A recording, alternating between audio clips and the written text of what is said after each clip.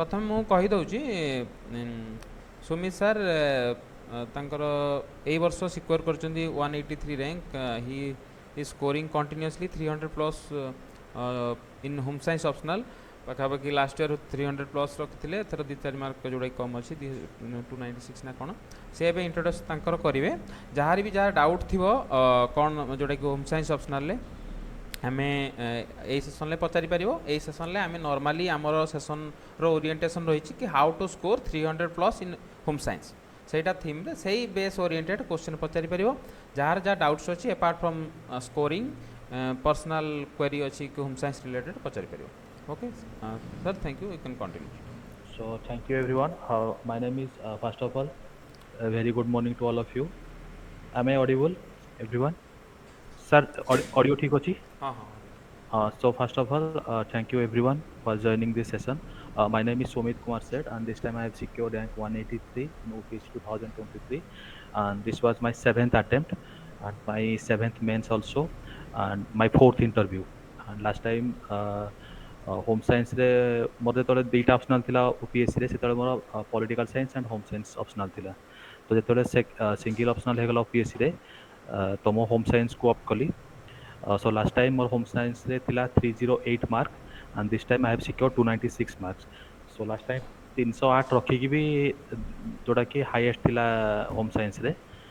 but I missed the list by 1 mark and this time I am scoring 296, that is less than my earlier mark. So in this session ମୁଁ କୌଣସି home ସାଇନ୍ସର କିଛି ମୋର background ନାହିଁ ମୁଁ ହେଉଛି electrical engineering but ସେ ମୁଁ ନିଜେ ପ୍ରାକ୍ଟିସ୍ କରିକି କିଛି କିଛି ମ୍ୟାଟେରିଆଲ୍ସ କିଛି ମାନେ କଲେକ୍ଟ କରିକି ମୁଁ ନିଜେ ନିଜର ମ୍ୟାଟେରିଆଲ୍ସ ବନେଇଛି ତ ମୋ ପାଖକୁ ମାନେ ପ୍ରାୟ ଆସେ କ୍ୱେରି ଆସିକି ସାର୍ ପେପର୍ ୱାନ୍ ଯେଉଁଟା ଅଛି ଫୁଡ୍ ଆଣ୍ଡ ନ୍ୟୁଟ୍ରିସନ୍ ପାର୍ଟରେ ପିଲାଙ୍କର ସ୍କୋର ବହୁତ କମ୍ ହେଉଛି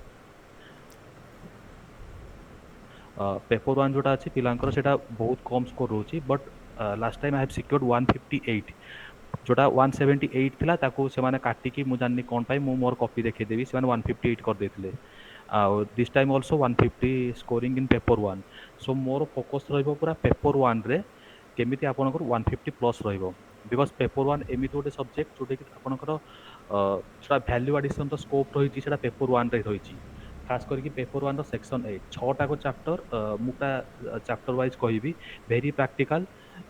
पूरा कहि कि कोटा घोषिबार अच्छी पूरा घोषिक जाइए लिखार अच्छी कौटे कौटे आप भैल्यू एडिशन करेंगे से सब सेसन मु जिनस यही फास्ट सेसन कहीदेवी हाँ या पर मोर मो निजर ओपीएससी ओरिजिनल कॉपी भी अच्छी यही वर्षर अच्छी 2020 अच्छी 2019 अच्छी जोटा कि 2020 मु 219 रखी आउट ऑफ 300 आउ थे रखी 208 आउट ऑफ 300 या पूर्व थरटा रखी जोटा 158 थिला पेपर वन रे और 148 थिला पेपर टू रे तो तार सब कॉपी मु अच्छी तो मुझे आपन सहित शेयर भी करदेवी कि केमिति ओपीएससी ओरिजिनल कॉपी रे मु केमिति लिखिदिली से माने मार्क्स केमिति अवार्ड करथिले कोथरे कोथरे मार्क्स दउछंती आ कोथरे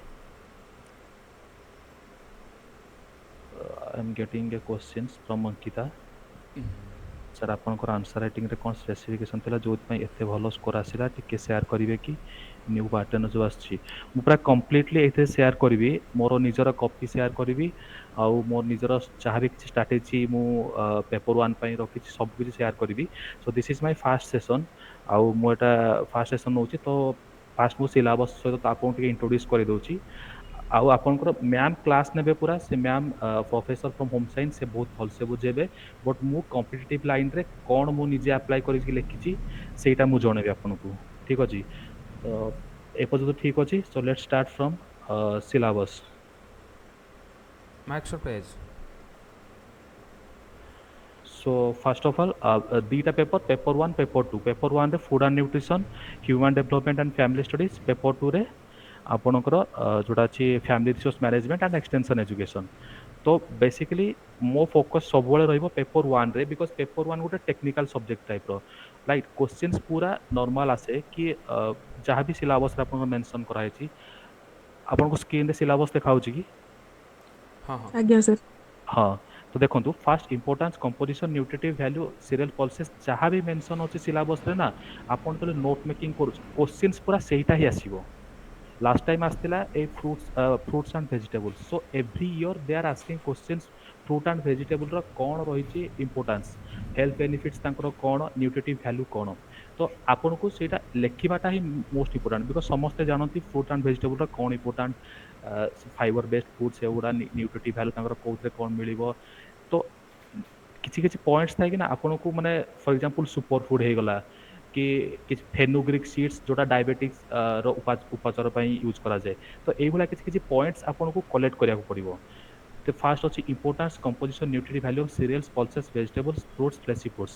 ତ ଏଇଟା ଫାର୍ଷ୍ଟ ସିଲାବସ୍ ଯୋଉଟା ଅଛି cereals, pulses, ଏ cereals mainly rice, wheat, maize ଏ ତିନିଟା ଆସୁଛି। ତ ଯେତେବେଳେ ଆପଣ ଏଇଭଳିଆ କ୍ୱେଶ୍ଚିନ୍ସ ଆସୁଛି ଫାର୍ଷ୍ଟ ଥର କ୍ୱେଶ୍ଚିନ୍ ଆସିବ କି ଇମ୍ପୋର୍ଟାନ୍ସ, କମ୍ପୋଜିସନ୍, ନ୍ୟୁଟ୍ରି ଭ୍ୟାଲୁ, ସିରିଏଲ୍ସ। ତ ଯେତେବେଳେ ଆପଣ ସମସ୍ତେ ଜାଣିଛନ୍ତି ରାଇସ୍, ହ୍ୱିଟ୍, ମେଜ୍ର କ'ଣ ଇମ୍ପୋର୍ଟାନ୍ସ, ବଟ୍ ମୋ ଯେତେବେଳେ ଆନ୍ସର୍ ଲେଖିବି ମୁଁ ଇମ୍ପୋର୍ଟାନ୍ସ ଲେଖିବି ସମସ୍ତେ ନର୍ମାଲ ଆନ୍ସର୍ କି ମୁଁ ମୋ ଆନ୍ସର୍ରେ କ'ଣ ଆଡ଼୍ କରିଥିଲି କି 2004 ଯୋଉଟା ହେଇଥିଲା ସେଥିରେ ୟୁନାଇଟେଡ୍ ନେସନ୍ ଇୟର ଅଫ୍ ଯୋଉଟା ହେଇଥିଲା ଇଣ୍ଟରନ୍ୟାସନାଲ ଇୟର ଅଫ୍ ରାଇସ୍ ନା ସମଥିଙ୍ଗ କ'ଣ ହେଇଥିଲା 2004 ୟୁଏନ୍ ଆୱାର୍ଡ କରିଥିଲା। ସେମିତି fruits and vegetables 2021 ରେ ୟୁନାଇଟେଡ୍ ନେସନ୍ ଆୱାର୍ଡ କରିଥିଲା international year of fruits and vegetables. ତ ଏଇଟା ହିଁ ଭ୍ୟାଲ୍ୟୁ ଆଡିସନ୍। ଠିକ୍ ଅଛି। ଯେତେବେଳେ ସିରିଏଲ୍ସ କ୍ୱେଶ୍ଚିନ୍ସ ଆସିଲା, ସିରିୟସ୍ क्वेश्चन आसला राइस अच्छी, व्हीट अच्छी, मेज अच्छी। तो राइसटा समस्त जानते फूड सिक्योरिटी को हंगर न्यूट्रिशन सेटा माने गोटे इंपोर्टेंस अच्छी। तो मुझे एंडिंग करी क्वेश्चन से फूड सिक्योरिटी रे एसडीजी गोल्स ऐड करी। एसडीजी गोल्स रे फूड सिक्योरिटी हो गला कि जोड़ा फाइट फॉर हंगर हो गला। तो यही जिनसटा ना आपन तो question लिखिबे value addition he Etah normal question आसीथिबो but आपन वैल्यू एडिशन करबे ताको कनेक्ट करबे एसडीजी गोल सहित कि नो फूड एसडीजी 2 एसडीजी 3 तापर आपन एफएओ रो डाटा देबे फूड एंड जोटा अछि एफएओ तारो डाटा देबे कि how cereals and pulses like wheat and wheats how they are important for the countries like Africa। ଆପଣ introduction ରେ ଦେବେ 2021 ରେ 2004 यूनाइटेड नेशन अवार्ड करता international year of fruits and vegetables. तो यहीटा ही इंपोर्टेंस वैल्यू एडिशन हो paper one रे। Normal आप जेकोसी source भी पढ़ंतु सबुठ आपको मिल जाव इंपोर्टेंस कौन, कंपोजिशन कौन, न्यूट्रिटिव वैल्यू कौन। बट यही जो जिनटा एक्सट्रा आड ऑन जोटा आपको निजे करिया पड़ो ताको कनेक्ट करेंगे एसडीजी गोल सहित यूनाइटेड नेशन सहित विभिन्न प्रकार रिसर्च एवरी डे होची। ठीक अच्छे कि राइस रो कौन रही न्यूट्रिटिव वैल्यू होची तार इंपोर्टेंस कौन रही हाउ। ठीक अच्छे।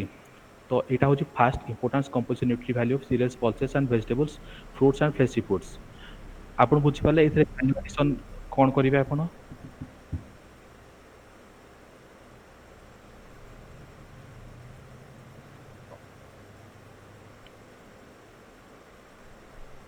नेक्स्ट पार्ट हूँ हाँ study of nutrients that is classification, sources, function, requirements. आउ यार ना मु केमती वैल्यू एडिशन करती मोर पर्टिकुलर नोट्स रे मु कौन कौन लिखी मु सब आपको शेयर करी। जेहेतु फास्ट सेशन बस मु सिलेबस सहित आपको आक्वेंटेड कर दूची। नेक्स्ट सेशन रे मु मो निज नोट्स भी आपन सहित शेयर करी कि मु केमिति वैल्यू एडिशन करती। ठीक अच्छे। जमती मिल्क मिल्क प्रोडक्ट्स रे क्वेश्चन आसला लास्ट टाइम कि प्रोटीन और लिपिड कंटेंट ऑफ मिल्क आसला 2000 जोड़ा या पूर्व वर्षटा। तो वेरी पूरा डायरेक्ट क्वेश्चन मिल्क रो कौन कौन से प्रोटीन्स गुड़ा। तो आपन ना से पीवाईक्यू एंड सिलेबस ये दुटा हूँ बाइबल। ये दुटा को जिते जेकोसी गोटे चैप्टर पढ़ुंट ये फास्ट चैप्टर आपटे लास्ट 3-4 वर्ष क्वेश्चन पेपर टे पढ़ी दिंतु पर्टिकुलर क्वेश्चन ए कौन कौन आसी।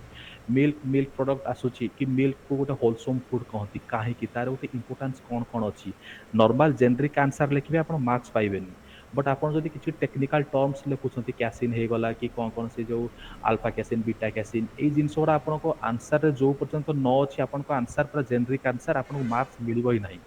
There was a time I have scored 130 only for first दुटा अटेम्प्ट रे मु 130-135 स्कोर करथि out of 300 and that gradually 200 plus हैला बस ए जिंस पई कि किसी टेक्निकल जिनस अच्छी जोटा पिला मिस करती ए फास्ट पेपर रे सेटा को आपको टिके ध्यान रखा पड़ो। Right for example fats and oils every alternate year they are asking question from omega 3 fatty acid direct question. तो आपको ओमेगा 3 फैटी एसिड माने पूरा टेक्निकल टर्म सहित कि जिनस गुड़ा अच्छी मोर मन नहीं है से गुड़ा आपको मन रखा पड़ो। ସେହିପରି ମିଟ୍ ଫିସ୍ ପୋଲ୍ଟ୍ରି ଏଗ୍ସ ଏଇ ଯେଉଁ ଫ୍ଲେସି ଫୁଡ୍ସର ଇମ୍ପୋର୍ଟାନ୍ସ କ'ଣ, ହାଉ ଇଟ୍ ଲିଡ୍ସ ଟୁ ମାନେ କ୍ୟାଲସିୟମ୍ ବୋନ୍ ହେଲ୍ଥ, ଏଇ ଜିନିଷ ଗୁଡ଼ାକୁ କେମିତି ସେମାନେ ଲିଡ୍ କରୁଛନ୍ତି ତାର importance. Vegetable fruits every year they are asking question. ତ ୟାର ପୁରା ସେପାରେଟ୍ ଗୋଟେ ବଢ଼ିଆ ନୋଟ୍ସ ବନେଇବେ। ସୁପର ଫୁଡ୍ କ'ଣ, ସୁପର ଫୁଡ୍ ମାନେ କେମିତି ସେଇଟା ବାୱେଲ୍ ମୁଭମେଣ୍ଟକୁ ସେ ହେଲ୍ପ କରୁଛି, ଗଟ୍ ହେଲ୍ଥକୁ ହେଲ୍ପ କରୁଛି। ଲାଷ୍ଟ ଟାଇମ୍ ଏଇଟା କ୍ୱେଶ୍ଚିନ୍ ଆସିଥିଲା, ତ ପଚାରିଥିଲା nutritive value of vegetable fruits. ତ ଆପଣଙ୍କ ପାଖରେ ଟାଇମ୍ କମ୍ ଥାଏ, ମୁଁ ବି ଦେଖେଇଦେବି। ଟାଇମ୍ ଯେତେବେଳେ କମ୍ ଥିବ ଆପଣ ନର୍ମାଲ, ହଁ ଆଉ ଗୋଟେ ଜିନିଷ ଏଇସବୁ କ୍ୱେଶ୍ଚିନ୍ସର ନା, ଏ ଯେଉଁ ଫାଷ୍ଟ ହେଇଗଲା pulses, vegetables, fruits, milk, fats and oil series, ୟାର ଆପଣଙ୍କର ନା ରେଡିମେଡ୍ ଇଣ୍ଟ୍ରୋଡକ୍ସନ୍ ଆଉ କନକ୍ଲୁଜନ୍ ରେଡି ଥିବା ଦରକାର। କି ପଲ୍ସେସ୍ କ'ଣ, ସିରିଏଲ୍ସ କ'ଣ, ଯଦି କ୍ୱେଶ୍ଚିନ୍ସ ଡାଇରେକ୍ଟ ସିରିଏଲ୍ସ ତ ଆପଣଙ୍କୁ ଭାବିବାକୁ ପଡ଼ିବନି କି they are for example right the importance of cereals. So they are like ମାନେ seeds of grain family, cereals ଯୋଉଟା କହୁଛି। ସେମିତି ପଲ୍ସେସ୍ ଗୁଡ଼ା କି they are seeds of something, କିଛି ଏଡିବଲ୍ ଗ୍ରେନ୍ ଯାହା ବି କିଛି ଥିବ। ସେମିତି ଭେଜିଟେବଲ୍ ଆଣ୍ଡ ଫ୍ରୁଟ୍ସ ମାନେ କ'ଣ, ଦେ ଆର୍ ଫ୍ରୁଟ୍ସର ଗୋଟେ ଡେଫିନେସନ୍ ଲେଖିଦେଇଥିବେ କି ଦେ ଆର୍ ପଲ୍ପି ଫ୍ରୁଟ୍ସ। ସେମିତି ଭେଜିଟେବଲ୍ସ ଦେ ଆର୍ ଗ୍ରୀନ୍ ଲିଫ୍ ଭେଜିଟେବଲ୍ସ। ତ ଏଇ ଜିନିଷ, ତ ମୁଁ କହିବା ଅର୍ଥ କି ପ୍ରତିଟା କ୍ୱେଶ୍ଚିନ୍ସର ଆପଣଙ୍କର ଇଣ୍ଟ୍ରୋଡକ୍ସନ୍ ଆଣ୍ଡ କନକ୍ଲୁଜନ୍ ପୁରା ରେଡି ଥିବା ଦରକାର। କ୍ୱେଶ୍ଚିନ୍ସ ଡାଇରେକ୍ଟ ଆସିବ, ଆପଣଙ୍କୁ ଟାଇମ୍ ୱେଷ୍ଟ କରିବାର ନାହିଁ, ଡାଇରେକ୍ଟ ଆପଣ ସେ ଇଣ୍ଟ୍ରୋଡକ୍ସନ୍ କନକ୍ଲୁଜନ୍ ରେଡି କରିବେ। ଗୋଟେ କନକ୍ଲୁଜନ୍ ରେଡି କରିବେ ଯୋଉଟାକି ଫର୍ ଏକ୍ଜାମ୍ପଲ୍ ଏମିତି କିଛି ୟୁନାଇଟେଡ୍ ନେସନ୍ର କିମ୍ବା WHOର କିମ୍ବା FAOର କିଛି ଗୋଟେ ଷ୍ଟେଟମେଣ୍ଟ ନେଇ ଆସିବେ କି ଏହା କହିଛି ଯଦି ଆମେ ବାଲାନ୍ସ ଡାଏଟ୍ ଖାଉଛେ that includes the pulses vegetables fruits, then ଆମର ହେଲ୍ଥ ଠିକ୍ ରହିବ, କି ଏଇଟା ଆମର ଏତିକି ଡିଜିଜ୍କୁ ରିଡ୍ୟୁସ୍ କରିବ। ତ ଏଇଟା ଗୋଟେ ଷ୍ଟେଟମେଣ୍ଟ ଥିଲା, ମୁଁ ଉଠେଇଥିଲି UNର କିମ୍ବା WHOର। ତ ମାନେ ତା କହିବା ଅର୍ଥ କି ଆମର ଫୁଡ୍ ଯେତେବେଳେ ଆମେ ଡାଏଟ୍ ନେଉଛେ that should be balance diet, ଯୋଉଥିରେ କି ସବୁ କିଛି ଫୁଡ୍ସ ରହିବା ଦରକାର। ତ କ୍ୱେଶ୍ଚିନ୍ ଯଦି ସିରିଏଲ୍ସରେ ଆସୁଛି ନା, ତ ଆପଣଙ୍କର ଏଣ୍ଡିଂଟା ବି ମାନେ ଗୋଟେ ବାଲାନ୍ସ ଡାଏଟ୍ ରହିବା ଦରକାର। ନଟ୍ ଓନ୍ଲି ସିରିଏଲ୍ସ ପଲ୍ସେସ୍ ଭେଜିଟେବଲ୍ ସବୁ କିଛି ରହିବା ଦରକାର। ଯୋଉଟା ଆମେ ଫୁଡ୍ ପିରାମିଡ୍ କରିକି ପଢୁଥିବେ, ଯୋଉଟା ଆପଣ ଜାଣିଥିବେ ଫୁଡ୍ ପିରାମିଡ୍ର କନସେପ୍ଟ କ'ଣ। ଆଉ ୱାନ୍ସ ଫୁଡ୍ ପିରାମିଡ୍ରୁ କ୍ୱେଶ୍ଚିନ୍ ବି ଆସିଥିଲା। ତ ଫାର୍ଷ୍ଟ ଚାପ୍ଟରଟା କାହାର କିଛି ଡାଉଟ୍ ଅଛି? କ'ଣ କ'ଣ ଭ୍ୟାଲ୍ୟୁ ଆଡିସନ୍ କରିବେ, କେମିତି ଆପଣଙ୍କର ଇଣ୍ଟ୍ରୋ କନକ୍ଲୁଜନ୍ ରେଡି କରିକି ରଖିବେ, ଆଉ ସିରିଏଲ୍ସ ପଲ୍ସେସ୍ ଆପଣ ନିଜେ ନୋଟ୍ସ ବନେଇବେ। ତା ସହିତ ମୁଁ ମୋ ନିଜ ନୋଟ୍ସ ସେୟାର କରିବି କି କେମିତି ମୁଁ କ'ଣ ଭ୍ୟାଲ୍ୟୁ ଆଡିସନ୍ କରିଛି, ମୁଁ କେମିତି ଆନ୍ସର ଲେଖିଥିଲି। ତ ମୁଁ ଫାର୍ଷ୍ଟ ଚାପ୍ଟର ଠିକ୍ ଅଛି, ସରିଗଲା ଏବେ। ନେକ୍ସଟ ଚାପ୍ଟର ହେଉଛି କ୍ଲାସିଫିକେସନ୍ ସୋର୍ସେସ୍। ଏଗେନ୍ ସେ protein, fat, carbohydrate, minerals, vitamins, water, roughage. Every year they are asking questions. ଆଉ ଗୋଟେ ଏଇଟା ଅଛି ଡାଇଜେସନ୍, ଆବଜର୍ପସନ୍ ଆଉ metabolism, protein, fat, carbohydrate. Protein, fat, carbohydrate, ଏଇ ତିନିଟାଙ୍କର ଆପଣ ଡାଇଜେସନ୍, ଆବଜର୍ପସନ୍, ମେଟାବଲିଜମ୍ ପୁରା ଘୋଷିକି ଯାଆନ୍ତୁ ଭାରି। ସବୁ ବର୍ଷ ସେମାନେ କିଛି ନା କିଛି କ୍ୱେଶ୍ଚିନ୍ସ ପଚାରୁଛନ୍ତି। Last time they are asking question for carbohydrate. ଠିକ୍ ଅଛି। କାର୍ବୋହାଇଡ୍ରେଟ୍ ଏଗେନ୍ ଏଇ ଦୁଇଟାର ଇଣ୍ଟ୍ରୋ କନକ୍ଲୁଜନ୍, କାର୍ବୋହାଇଡ୍ରେଟ୍ସ କାହାକୁ କୁହାଯାଏ, ପ୍ରୋଟିନ୍ କାହାକୁ କୁହାଯାଏ। ଦେ ଆର୍ ସିମ୍ପଲି ମାଇକ୍ରୋ ମିନେରାଲ୍ସ କି ଯାହା ବି କିଛି ଏତିକି ଦରକାର। ତ ଏଇ ଯେଉଁ କ୍ଲାସିଫିକେସନ୍ ଆପଣ ଜାଣିଦେଲେ, ପ୍ରୋଟିନ୍ର କ୍ଲାସିଫିକେସନ୍ ଅଛି, କାର୍ବୋହାଇଡ୍ରେଟ୍ସର କ୍ଲାସିଫିକେସନ୍ ଅଛି। ସୋର୍ସେସ୍ରେ ଆପଣ ଆନିମଲ୍ ସୋର୍ସେସ୍, ଭେଜିଟେବୁଲ୍ ସୋର୍ସେସ୍ ଭାବରେ ଡିଫାଇନ୍ କରିଦେଲେ, କିମ୍ବା କାର୍ବୋହାଇଡ୍ରେଟ୍ସର ସୁକ୍ରୋଜ୍, ଗ୍ଲୁକୋଜ୍, ଗ୍ୟାଲେକ୍ଟୋଜ୍ ଏଇସବୁ ଜିନିଷ ଅଛି, ତାର ଗୋଟେ ଗୋଟେ ଏକ୍ଜାମ୍ପଲ୍। ସୁକ୍ରୋଜ୍ କେଉଁଠୁ ମିଳୁଛି, ଗ୍ଲୁକୋଜ୍ କେଉଁଠୁ ମିଳୁଛି, ଗ୍ୟାଲେକ୍ଟୋଜ୍ କେଉଁଠୁ ମିଳୁଛି, ଫ୍ରୁକ୍ଟୋଜ୍, ଲାକ୍ଟୋଜ୍, ମାଲ୍ଟୋଜ୍, ଏଇ ଜିନିଷ ଗୁଡ଼ା ତାର ସୋର୍ସେସ୍ ସହିତ ତାର କ୍ଲାସିଫିକେସନ୍ ସହିତ ସୋର୍ସେସ୍ ଗୋଟେ ଗୋଟେ example. Next important thing is function. ପୁରା ଦୁଇଟା ଏଇ ଯେଉଁ ତିନିଟା ଚାପ୍ଟର ନାହିଁ, ଫାର୍ଷ୍ଟ ତିନିଟା ଚାପ୍ଟର, ସେଇଥିପାଇଁ ଦୁଇଟା ବହି ଅଛି, ବି ଶ୍ରୀଲକ୍ଷ୍ମୀ ବୁକ୍। ସେଇଟା ହେଉଛି ତାମିଲନାଡୁ ବୁକ୍ ବୋଧେ। ସେ ଟେକ୍ସଟ ବୁକ୍ ଦୁଇଟା ହୋମ୍ ସାଇନ୍ସର ରିଟେନ୍ ବାଇ ବି ଶ୍ରୀଲକ୍ଷ୍ମୀ। ସେ ଦୁଇଟା ବୁକ୍ ମୁଁ କିଣିଥିଲି, ଆଉ ମୋ ନୋଟ୍ସ ପୁରା ସେ ଦୁଇଟା ବୁକ୍ରୁ କପି ପେଷ୍ଟ କରିଦେଇଛି। ଫଙ୍କସନ୍ ପୁରା 5ଟା ଫଙ୍କସନ୍ କାର୍ବୋହାଇଡ୍ରେଟ୍ର ଆଉ ପ୍ରୋଟିନ୍ର ପୁରା ଘୋଷିଦେବେ, 5ଟା ପୁରା ମେନ୍ ଫଙ୍କସନ୍। ଠିକ୍ ଅଛି। ଦେନ୍ ରିକ୍ୱାରମେଣ୍ଟସ୍ କେମିତି ନା, ICMRର ରିକ୍ୱାରମେଣ୍ଟ ଅନୁସାରେ, WHOର ରିକ୍ୱାରମେଣ୍ଟ ଅନୁସାରେ ଜଣେ ହେଲ୍ଦି ବଡି ପାଇଁ କେତିକି କାର୍ବୋହାଇଡ୍ରେଟ୍ସ ଦରକାର, କେତିକି ପ୍ରୋଟିନ୍ ଦରକାର। ତ ଯେତେବେଳେ ଏଇ ଜିନିଷ ଗୁଡ଼ା ନା ଆପଣ ରିକ୍ୱାରମେଣ୍ଟ ଲେଖୁଛନ୍ତି, ନର୍ମାଲ ଏମିତି ଲେଖି ଦିଅନ୍ତୁନି ଯେ ଗୋଟେ ହେଲ୍ଦି ବଡି ପାଇଁ ଆପଣଙ୍କର 1 ଗ୍ରାମ ପର୍ କେଜି ପ୍ରୋଟିନ୍ ଦରକାର। ଏଇଟା ଲେଖନ୍ତୁ, ସବଷ୍ଟାନ୍ସିଏଟ୍ କରନ୍ତୁ ସେଟ୍ ବାଇ WHO କି ସେଟ୍ ବାଇ ICMR, ଯାହା ବି କିଛି। ତ ଏଇ ସବୁ ପଏଣ୍ଟସ୍ ଗୁଡ଼ା ଆପଣ ଯଦି ଇନପୁଟ୍ କରୁଛନ୍ତି ଆପଣଙ୍କ ଆନ୍ସରରେ ନା, that will fetch you good mark. ଠିକ୍ ଅଛି। ଆମେ ସମସ୍ତେ ଜାଣିଛେ କି ଯେତିକି ଆମର ଥାଏ 1 ଗ୍ରାମ ପର୍ କେଜି ପ୍ରୋଟିନ୍ ଦରକାର। ଠିକ୍ ଅଛି, ଏଭ୍ରି ଡେ। ତ ତା ସାଇଡ଼୍ରେ ଲେଖିଦିଅନ୍ତୁ ICMR ରେକମେଣ୍ଡେସନ୍, WHO ରେକମେଣ୍ଡେସନ୍ ଯାହା ବି, ତ ଏଇ ଜିନିଷଟା ଆପଣଙ୍କୁ ଟିକେ ନିଜେ ନିଜେ ମାନେ କରିବାକୁ ପଡ଼ିବ। ନେକ୍ସଟ ହେଉଛି deficiency of protein. Again deficiency of protein, deficiency of carbohydrates and ଯାହା ବି କିଛି ସେ ପ୍ରୋଟିନ୍ର ଡେଫିସିଏନ୍ସି ଯୋଉଟା protein energy malnutrition, kwashiorkor and marasmus, ଏଇ ଜିନିଷ ଗୁଡ଼ା, ତ ତାର ରେଡିମେଡ୍ ନୋଟ୍ସ ରହିଥିବା ଦରକାର। Again fats, carbohydrates, minerals and vitamins. ମିନେରାଲ୍ସରେ ମାଇକ୍ରୋ ମିନେରାଲ୍ସ ଅଛନ୍ତି, ମାଇକ୍ରୋ ମିନେରାଲ୍ସ ଅଛି ଆଣ୍ଡ ମାକ୍ରୋ ମିନେରାଲ୍ସ ବି ଅଛି। ତ ସେଇଟା କ୍ୟାଲସିୟମ ଲାଷ୍ଟ ଟାଇମ୍ କୋଶ୍ଚିନ୍ ମାନେ ପ୍ରିଭିୟସ୍ କୋଶ୍ଚିନ୍ ଦେଖିଲେ ଆଇରନ୍ କୋଶ୍ଚିନ୍ ପଚାରିଛି, ଆଉ କ୍ୟାଲସିୟମ ବୋଧେ ପଚାରିଛି କି ନାହିଁ। ସୋ ଆଇରନ୍, କ୍ୟାଲସିୟମ ଏମିତି 3-4ଟା ମିନେରାଲ୍ସ ଆପଣଙ୍କୁ ଆପଣଙ୍କ ନୋଟ୍ ଥିବା ଦରକାର। କ୍ୟାଲସିୟମ, ମ୍ୟାଗ୍ନେସିୟମ,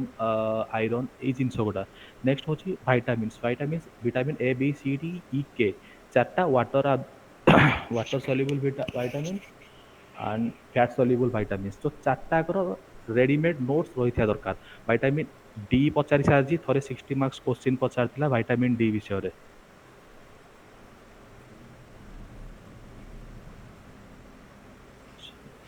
ଆଉ ଥରେ ଭାଇଟାମିନ୍ ଏ ବିଷୟରେ ସବୁଥର। ତ basically vitamin A and vitamin D ଏଇ ଦୁଇଟା ମୋଷ୍ଟ ଇମ୍ପୋର୍ଟାଣ୍ଟ କୋଶ୍ଚିନ୍ସ। ଠିକ୍ ଅଛି, ବଟ୍ ଲାଷ୍ଟ ଟାଇମ୍ ୟା ପୂର୍ବର ୟା ପୂର୍ବ ଥର 2022ରେ ଭିଟାମିନ୍ ବି କମ୍ପ୍ଲେକ୍ସ କଥା ପଚାରିଥିଲା। ତ ଏଇ ଏଗେନ୍ ସେଇ ବି କମ୍ପ୍ଲେକ୍ସ ଲେଖୁଛନ୍ତି B1, B2, B3, B9, ଯାହା ବି ତାର ଟେକ୍ନିକାଲ ୱାର୍ଡସ୍ ଗୁଡ଼ା ୟୁଜ୍ କରନ୍ତୁ। ତ ୟାର ରେଡିମେଡ୍ ନୋଟ୍ ପୁରା ରଖିଦିଅନ୍ତୁ। Vitamin A, B, C, D, E and K. Most important vitamin D and vitamin A. And ସେ ଭାଇଟାମିନ୍ ଡିଟା ମୋଷ୍ଟ ଇମ୍ପୋର୍ଟାଣ୍ଟ, ସେଇଟା ମୋତେ ଇଣ୍ଟରଭ୍ୟୁରେ ବି ପଚାରିଥିଲେ, why it is called sunshine vitamin. Vitamin ଡିକୁ ସନସାଇନ୍ ଭାଇଟାମିନ୍ସ କୁହାଯାଏ ନା, ତ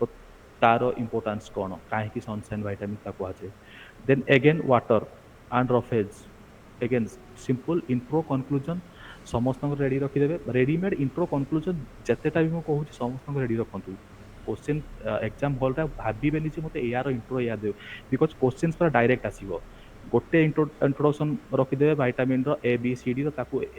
ରିପ୍ଲେସ୍ କରିବେ ଏରେ, ବିରେ, ସିରେ, ଡିରେ, କି ଏଇଟା vitamin A, these are micro minerals କି ମେଜର ମିନେରାଲ୍ସ କି ଇମ୍ପୋର୍ଟାଣ୍ଟ ଫର୍ ଏତିକି।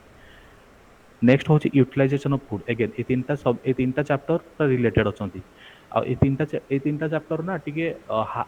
ମାନେ ଟେକ୍ନିକାଲ ୱାର୍ଡସ୍ ନ ଲେଖୁଛନ୍ତି ଆପଣ ଯଦି, ଦେନ୍ ଆପଣଙ୍କୁ ଜେନେରିକ୍ ଆନ୍ସର ହେଇଯିବ, ସେଥିରେ ମାର୍କସ୍ ମିଳିବ ହିଁ ନାହିଁ।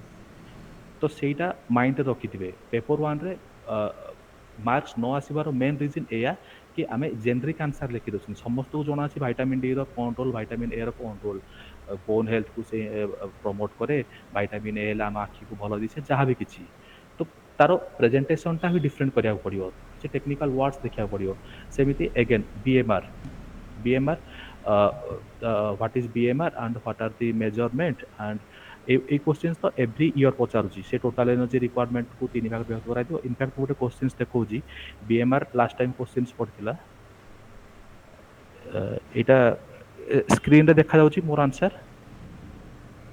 Yes, hello, sir. ହଁ। ତ এই কোশ্চেন্স দেখন্তু, define BMR, discuss on the factors influencing the BMR of an individual. তো সিম্পল, এটা হচ্ছে মোর original copy last time, last interview, sorry last mains. তো basal metabolic rate is defined as the amount of energy required to maintain the involuntary activities of our body।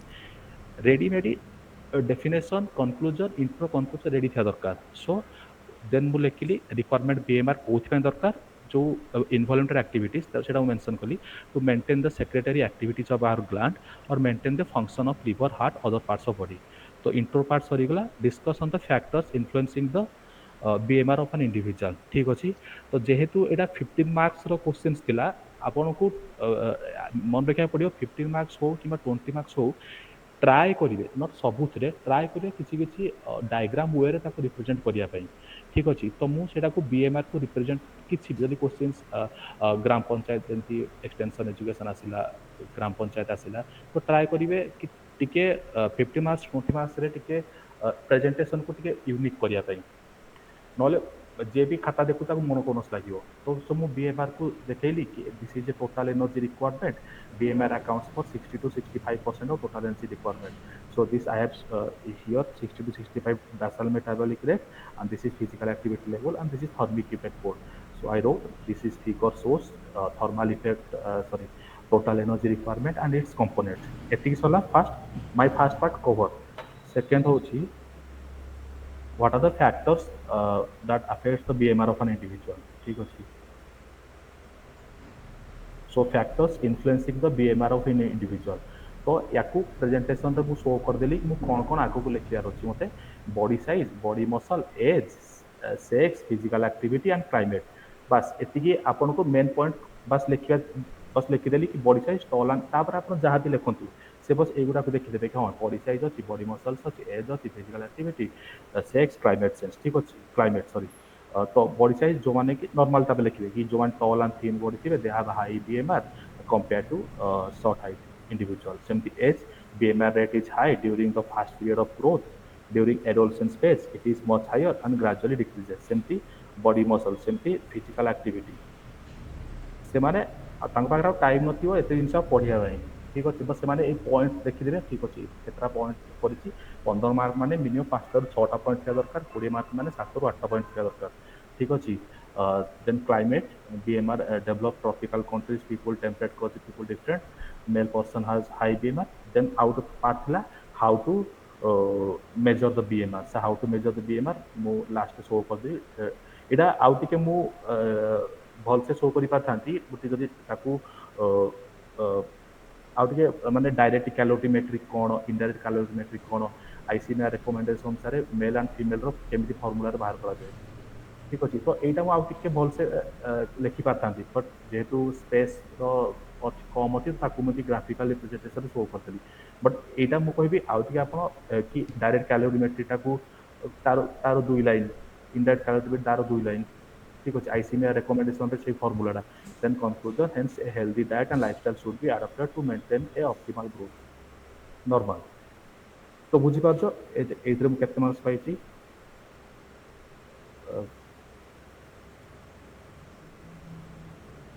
एटा 15 रु 13 देथिले काटिकी से 15 रु 12 कर देछिन ठीक अच्छी तो क्वेश्चंस नॉर्मल कि आपण प्रेजेंट केमती करूछंती समस्त को जଣା अछि बॉडी साइज बॉडी मसल ए जिंसटा तो आपण 15 मार्क क्वेश्चन होची 20 मार्क क्वेश्चन होची सब माने क्वेश्चंस जहाँ भी सिलेबस रछि ना डायरेक्ट क्वेश्चन आसीबो तो आपण केमिति निजो को प्रेजेंट करूछंती दैट मैटर्स ठीक अछि एमती नाही जे माने गोटे खाता देखु माने खाली मोनोटोनस लागु ताउ खाता तो सेति खाता को माने से प्रेजेंटेशनटा सिखिबा ही निया दरकार ठीक अछि नेक्स्ट मो आउ गोटे खाता देखौछि आउ गोटे क्वेश्चन छाड़ मु पर देखौछि नेक्स्ट सिलेबस को जिबा हमें तो ये तीनटा चैप्टर बुझी पारलो ये तीनटा चैप्टर आपन को डील करिया को हेले टिके टेक्निकल वर्ड्स आपन को यूज करिवार अछि आउ इंट्रो कंक्लूजन समस्त रेडी रखिवार अछि वेजिटेबल फ्रूट समस्त इंपोर्टेंस कंपोजिशन केमिति एमते गोटे नॉर्मल आंसर लिखिबेन कि वेजिटेबल फ्रूट्स खाइले किछि किछि नुवा जिंस ऐड करिवे फॉर एग्जांपल गूगल पे कौन पड़े आप सर्च करदे सुपर फूड होगा फ्रुट्स होगा तार एवरीडे किसी ना किसी रिसर्च होता है माने ये फूड खाइले या हम से फूड खाइले से या हम तो से जिनसा ट्राए करेंगे निजर बिकज बहुत सारा रिसर्च होता है सब तो ये जिनसा ट्राए करेंगे निजर मार्क सॉरी निजर क्वेश्चन आंसर माने ऐड करने एगेन जो क्वेश्चन आसो एसडीजी गोल्स ऐड करेंगे United nation WHO FAO ICMR यही इंस्टीट्यूट गुड़ा को आप ऐड करने को ट्राए करेंगे ही करेंगे ये तीनटा चैप्टर रे बुझिपारे ये तीनटा chapter next question therapeutic nutrition course college malnutrition again ये तीनटा चैप्टर ये जो अच्छे थेरापेटिक न्यूट्रिशन इतने किसी ना every year questions normal diets कौन और थेरापेटिक डाइट कौन how therapeutic diet is different from normal diet simple questions पूरा अगेन आपन को इंट्रो कंक्लूजन रेडी रखा दरकार थेरापेटिक डाइट रो कौन कहीं दरकार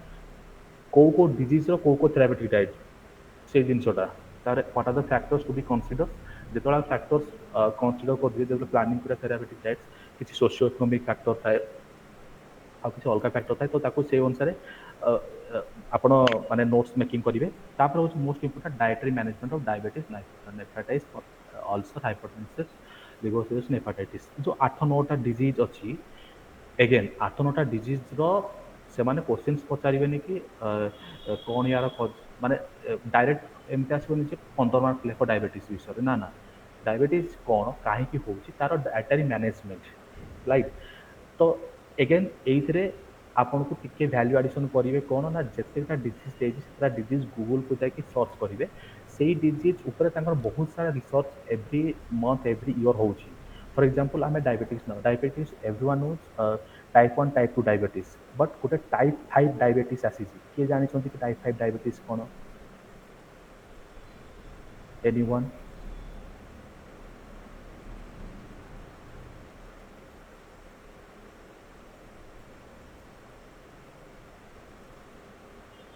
insulin resistance? No ma'am, insulin resistance সেই টাইপ 1 টাইপ 2 ডায়াবেটিস ভিতরে আসুଛି। Type 5 diabetes. Type 5 diabetes, ma'am, it's about the diabetes. No, no, ma'am. Type 5 diabetes is related to the malnutrition diabetes. Very good. This is a malnutrition diabetes. Again, এই জিনিসটা মানে নୂଆ research ହେଇକି ଆସିଛି last year ବୋଧେ ମୁଁ କୋଉ ଇଏରେ ପଢିଥିଲି ଓ ଭିଜନ କି ଇନସାଇଟ୍ରେ ତ ସେଇଥିରୁ ମୁଁ କପି କରିଥିଲି। ତ ଯେତେବେଳେ ଆନ୍ସରରେ ଜଣେ ଆପଣଙ୍କର ଦେଖୁଥିବ ଯେ ଏକ୍ଜାମିନର କି ଟାଇପ୍ 1 ଡାଇବେଟିସ୍ ସମସ୍ତେ ଜାଣନ୍ତି ବଟ୍ ଟାଇପ୍ 5 ଡାଇବେଟିସ୍ ଗୋଟେ ନୂଆ ଜିନିଷ ତାଙ୍କୁ ଯେତେବେଳେ ଲାଗିବ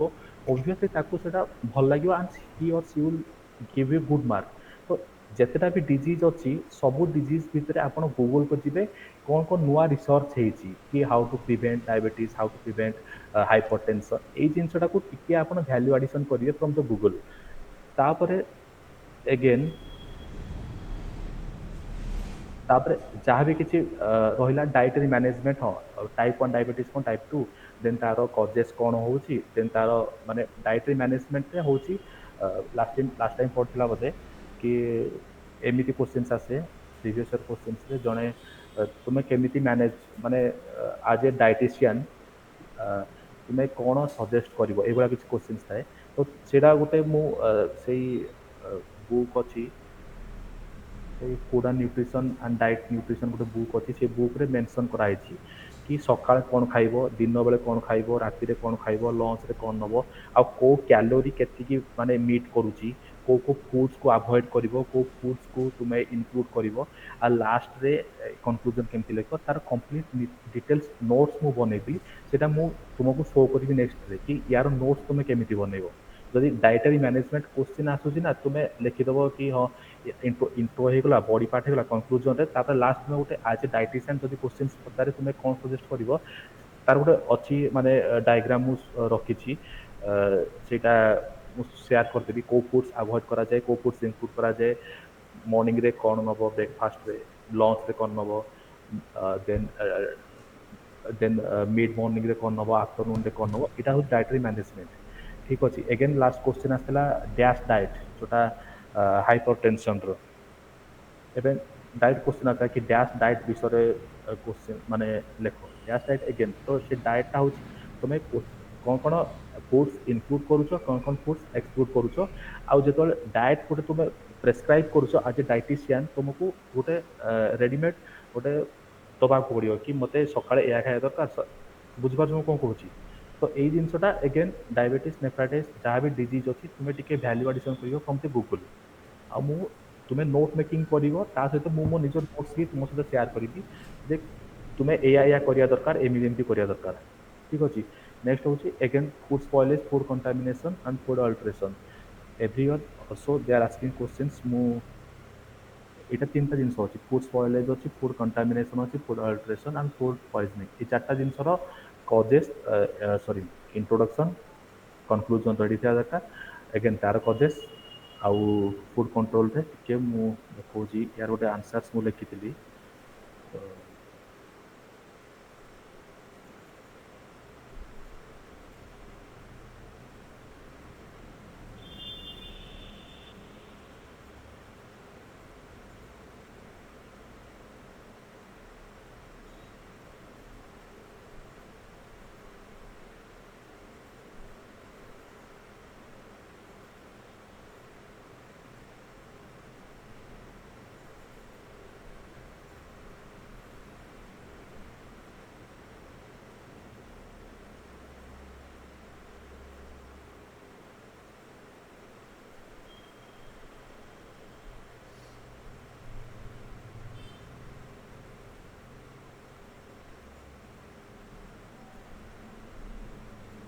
এটা দেখନ୍ତୁ ଯେମିତି କନକ୍ଲୁଜନରେ ମୁଁ ଲେଖିଛି our diet should be modified in a way to realize the goal of no poverty, that is I am mentioned SDG 1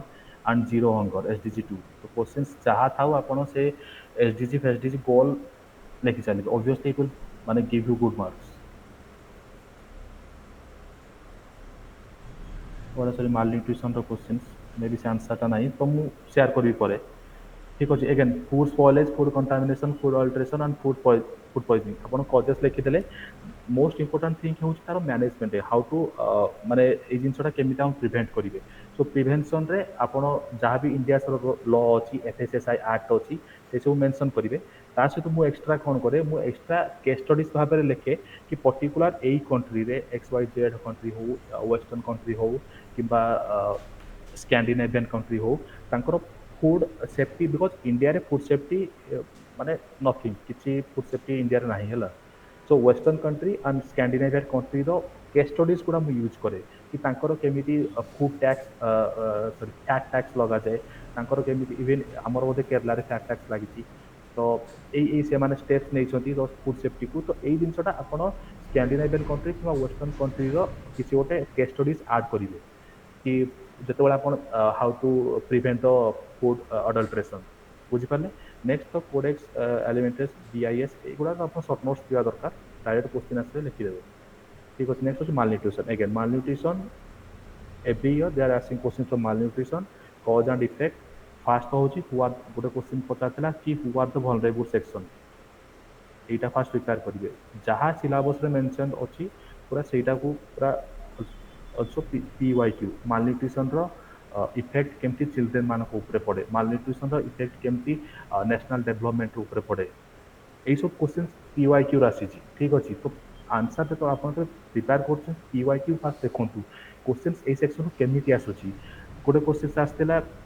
ହୁ ଆର୍ ଦ ଭଲନେବୁଲ ସେକ୍ସନଟା ଏଇଟା ଆସିଥିଲା, ବା ଉଠେଇଛି କି ହୁ ଆର୍ ଦ ଭଲନେବୁଲ ସେକ୍ସନ୍ସ ଆଣ୍ଡ ହାଉ ମାଲନ୍ୟୁଟ୍ରିସନ୍ ଆଫେକ୍ଟସ୍ ଦେମ୍। ତ ସେଇଠି ଭଲନେବୁଲ ସେକ୍ସନରୁ ୱିମେନ୍ ଆସୁଛନ୍ତି, ଚିଲଡ୍ରେନ୍ ଆସୁଛନ୍ତି, ଡିଜେବଲ୍ ଷ୍ଟୁଡେଣ୍ଟସ୍ ଡିଜେବଲ୍ ଆସୁଛନ୍ତି, ଏଲ୍ଡରଲି ଆସୁଛନ୍ତି। ତ ଆପଣଙ୍କୁ ସମସ୍ତଙ୍କୁ ସେପାରେଟ୍ ସେପାରେଟ୍ ସମସ୍ତଙ୍କୁ ଆଡ୍ରେସ୍ କରିବାକୁ ପଡ଼େ ସେ କୋଶ୍ଚେନ୍ସଟା। ସେମିତି effect of malnutrition on national development, when its national development means ତାର ସୋସିଆଲି ଇଫେକ୍ଟ କ'ଣ ପଡ଼ୁଛି, ଇକୋନୋମିକାଲି ତା ଉପରେ କ'ଣ ଇମ୍ପାକ୍ଟ ପଡ଼ୁଛି। ତ ବୁଝିପାରିଲେ ସେଇ ଜିନିଷଟା। ଦେନ୍ ମେଜର୍ସ ଟୁ କମ୍ବାଟ୍ ମାଲନ୍ୟୁଟ୍ରିସନ୍। ଏଗେନ୍ ଏଇ ଜିନିଷଟା ଯେତେବେଳେ ଆପଣ ନୋଟ୍ସ ମେକିଂ କରୁଛନ୍ତି କିମ୍ବା ଯାହା ବି ଆନ୍ସର୍ସ କରୁଛନ୍ତି, ଆପଣ କୋଶ୍ଚିନ୍ରେ SDG ଗୋଲ୍ ରହିବା ଦରକାର, ଆପଣଙ୍କର ଆନ୍ସର୍ସରେ ହଙ୍ଗର ଇଣ୍ଡେକ୍ସ ରହିବା ଦରକାର, ଆପଣଙ୍କର ଯାହା ବି କିଛି ସ୍କିମ୍ସ ବଗେରା ଯେତେ ଜାଣିଛନ୍ତି ନ୍ୟାସନାଲ୍ ନ୍ୟୁଟ୍ରିସନ୍ ପଲିସି, ପ୍ଲସ୍ ଯେତେବେଳେ ଓଡ଼ିଶାର ଯେଉଁଟା ସେମାନେ ପ୍ରମୋଟ୍ କରୁଛନ୍ତି ମିଲେଟ୍ସ, ଏ ମିଲେଟ୍ସ ରହିବା ଦରକାର। ତ ଏଇ ଯେଉଁ ମାଲନ୍ୟୁଟ୍ରିସନ୍ ଚାପ୍ଟରଟାକୁ ଆପଣ GSରେ ଯେତେବେଳେ ଆମେ ପଢ଼ନ୍ତି ପଭର୍ଟି ଆଣ୍ଡ ମାଲନ୍ୟୁଟ୍ରିସନ୍ ନା, ତାର ପୁରା ଡାଟା ଗୁଡ଼ା ଏଥିରେ ଆଡ଼୍ କରିବ, ପୁରା କମ୍ପ୍ଲିଟ୍ ଆଡ଼୍ କରିବ। ମୁଁ ୟାର ଗୋଟେ ଆନ୍ସର୍ସ ଅଛି ବୋଧେ ମୁଁ ଦେଖାଉଛି, ସେକେଣ୍ଡ ଥିଲା ସ୍କ୍ରିନରେ ଦେଖାଯାଉଛି। ହ୍ୟାଲୋ ଏଭ୍ରିୱାନ୍, ସ୍କ୍ରିନରେ ଦେଖାଯାଉଛି ମୋର। ଆଜ୍ଞା ହଁ। ଆଜ୍ଞା ଫଟୋ ଉଠେଇଛି, discuss the effect of malnutrition on infection.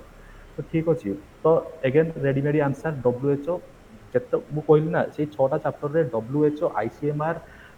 FAO ମାନେ ଏଇ ଇନଷ୍ଟିଚ୍ୟୁଟ୍ ଗୁଡ଼ାକୁ ପୁରା ଭର୍ତ୍ତି କର। ଆଉ SDG ଗୋଲ୍ସ, ୟୁନିସେଫ୍। ତ ନେକ୍ସଟ ହେଉଛି ମୁଁ WHOରେ direct answers malnutrition refers to deficiency inadequate excess intake of nutrition, ଯାହା ବି କିଛି and how malnutrition affects infection, ମୋତେ ୟାର ଆନ୍ସର ଜଣାନଥିଲା। ଠିକ୍ ଅଛି। ମୁଁ ବସ୍ ସେଇଠି ମାନେ ତାକୁ ରେଡିମେଡ୍ ଆନ୍ସର ବନେଇକି ଲେଖିଲି କି କି ସ୍ପ୍ରେଡ୍ ଅଫ୍ ଡିଜିଜ୍ ମାଲନ୍ୟୁଟ୍ରିସନ୍ ଚିଲଡ୍ରେନ୍। ଦେଖ ଆନ୍ସର ଯେତେବେଳେ ଜଣା ନଥିବ ନା, ଆପଣ ତାକୁ ଡାଇଗ୍ରାମ କିମ୍ବା ଇଏରେ କିଛି ଗୋଟେ ଶୋ କରିଦେବେ। ଠିକ୍ ଅଛି। କି ଯେତେବେଳେ ମାଲନରିଶ୍ ଚିଲଡ୍ରେନ୍ ଥିବ, ଦେନ୍ ତାପରେ ତାର କାର୍ବୋହାଇଡ୍ରେଟ୍ ଆଣ୍ଡ ପ୍ରୋଟିନ୍ ଇନଟେକ୍ କମ୍ ହେଇଯିବ, then now she is susceptible to infection, next spread of disease। ଏଇଟା ମୁଁ ଫାଷ୍ଟ ଦେଖିଦେଲି କି ସ୍ପ୍ରେଡ୍ ଅଫ୍ ଡିଜିଜ୍ କେମିତି ହେଲା। ନେକ୍ସଟ ହେଉଛି ଦେନ୍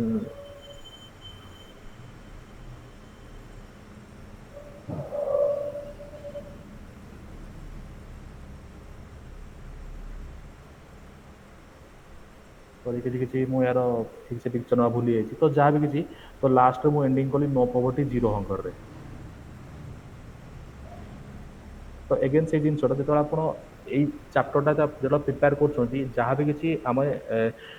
ଜିଏସ୍ରେ ପଢ଼ୁଛନ୍ତି ମାଲନ୍ୟୁଟ୍ରିସନର ଯେତେ ଡାଟା ପୁରା ଆଡ୍ କରନ୍ତୁ ଡାଟା ମାଲନ୍ୟୁଟ୍ରିସନ ଭିତରେ ଠିକ୍ ଅଛି। ଆପଣ ଏଇଠି ଏନ୍ଏଫ୍ଏଚ୍ଏସ୍ର ଡାଟା ଦେଇପାରିବେ ଯେତେବେଳେ ମାଲନ୍ୟୁଟ୍ରିସନର ଇଫେକ୍ଟ କେମିତି ଗୋଟେ ଚିଲଡ୍ରେନ୍ ଉପରେ ପଡ଼ୁଛି। ଜଣେ ମଦର ଯେତେବେଳେ ମାଲନ୍ୟୁଟ୍ରିସ୍ ହେଉଛି ଦେନ୍ ଅଟୋମେଟିକଲି ସେଇଟା transfer to his sorry her children. ତାପରେ ସେ ଚିଲଡ୍ରେନ୍ ଷ୍ଟଣ୍ଟେଡ୍ ୱେଷ୍ଟିଂ ଗ୍ରୋଥ ହେଉଛି ତାପରେ ଅଟୋମେଟିକ ସେଇଟା ଆଫେକ୍ଟ ଦେନ୍ ତାର ପ୍ରଡକ୍ଟିଭିଟି କମୁଛି ଦେନ୍ ଅଟୋମେଟିକ ସେଇଟା ନ୍ୟାସନାଲ ଡେଭଲପମେଣ୍ଟ ଉପରେ ହାମ୍ପର କରୁଛି। ତ ଏଇଟା ହେଉଛି ଗୋଟେ ଭିସିୟସ୍ ସାଇକେଲ ଯୋଉଟା କହନ୍ତି ଆମେ ସେଇଟା ନା ଆପଣ ଅଟୋମେଟିକ ତିଆରି କରିବେ ଯୋଉଟା ଲେଖା ହେଇଛି effect of malnutrition on national development. ତ ନ୍ୟାସନାଲ ଡେଭଲପମେଣ୍ଟ ଯେତେବେଳେ ଏଇ କୋଶ୍ଚିନ୍ସ ଆଡ୍ରେସ୍ କରିବେ ସୋସିଆଲି ସେଇଟା କେମିତି ଇମ୍ପାକ୍ଟ ପକେଇଲା ସେମିତି ଇକୋନୋମିକାଲି କେମିତି ଇମ୍ପାକ୍ଟ ପକେଇଲା ତ ଇଣ୍ଡିଆରେ ବୁଝିପାରୁଛନ୍ତି ତ ସେଇଭଳିଆ ଆଡ୍ରେସ୍ କରିବେ। Then measure to combat malnutrition NNP program role of ICDS again ICDS every other asking questions ICDS ର ପୁରା ରେଡିମେଡ୍ ଆନ୍ସର ସେ ଯେଉଁ ଛଅଟା ତାଙ୍କର ଅଛି ଗୋଲ୍ସ ଅଛି ଆଇସିଡିଏସ୍ ର nutrition early education referral health service जहाँ भी किसी डायरेक्ट क्वेश्चन आसीपारे कि आईसीडीएस रो रोल कौन देन तापरे डब्ल्यूएचओ यूनिसेफ हाँ जो ये WHO UNICEF national institute of nutrition NFI CFTRI जहाँ भी किसी मेंशन अच्छी इंस्टीट्यूशन गुड़ा सब आड करेंगे डब्ल्यूएचओ क्वेश्चन जो आसी डब्ल्यूएचओ इंडिया गवर्नमेंट सहित कोलाबरेट करके कौन कौन स्टेप्स नहीं मालन्यूट्रिशन रिड्यूस करने इंडिया रे ठीक अच्छे सेमती यूनिसेफ यूनिसेफ सेमती इंडिया सहित कि यूनिसेफ ओडिशा सहित अल्सो कोलाबरेट करी कौन कौन स्टेप्स नहीं एजुकेशन को प्रमोट करने चिल्ड्रेन एजुकेशन प्रमोट करने आ मालनोरिस्ट को माने रिड्यूस करने ठीक अच्छे से जिनसा माइंड रखिए जो हम प्रिपेयर कर नोट्स यूनिसेफ डब्ल्यूएचओ ताकू माने कनेक्ट करेंगे इंडिया सहित डब्ल्यूएचओ कौन कौन स्टेप्स इंडिया गवर्नमेंट सहित नहीं यूनिसेफ कौन नहीं सेमती national institute nutrition NFS CFTRI एगुड़ा जहाँ भी किसी अच्छी से फूड फोर्टिफिकेशन से फूड सेफ्टी ये सब जिनस आप रेडीमेड नोट्स देखा दरकार ठीक अच्छे। तो फास्ट सेक्शन ए जोटा होगा paper one section A car किसी डाउट अच्छे देन मुझे नेक्स्ट चैप्टर को जी नेक्स्ट सेक्शन को सर केस स्टडीज टा केमती स्ट्रक्चरल वे रे केस प्रेजेंट स्टडी जो कर मुझे कहली फूड स्पॉइलेज आप जो कहले जदि किसी माने how to manage the food adulteration in India आम तुम्हें इंडिया लॉस लिख एफएसएसआई एक्ट लिख एफएसएसआई जहाँ भी स्टेप्स नहीं कि बीआईएस एफपीओ तार साइड रे क्वेश्चन साइड जो आप आंसर्स लिखुंट तार साइड रे केस स्टडी हिसाब से लिखिदेव एक्स वाई जेड कि एनी स्कैंडिनेवियन कंट्रीज कि any western countries to these steps to to stop the food adulteration. तो यहीटा खाली मेंशन करिवो से निजर कॉपी रे मु देखुची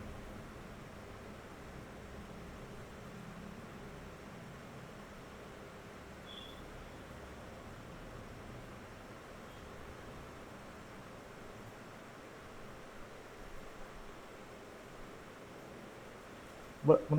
मोर कॉपी आसला तो मुझे लिखिली कि how to address the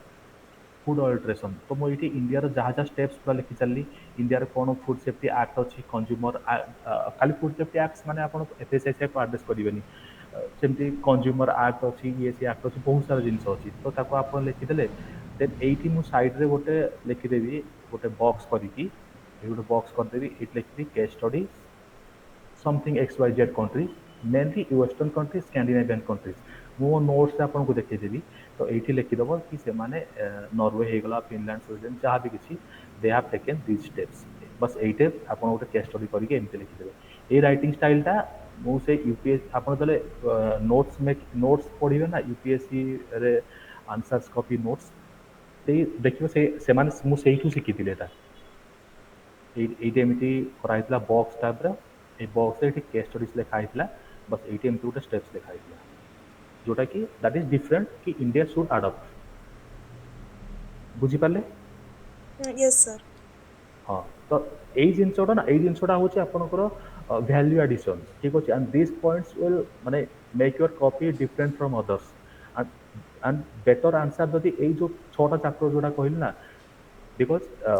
250 marks रु 150 मार्क्स ओनली सेक्शन ए रे 15 मार्क 10टा देन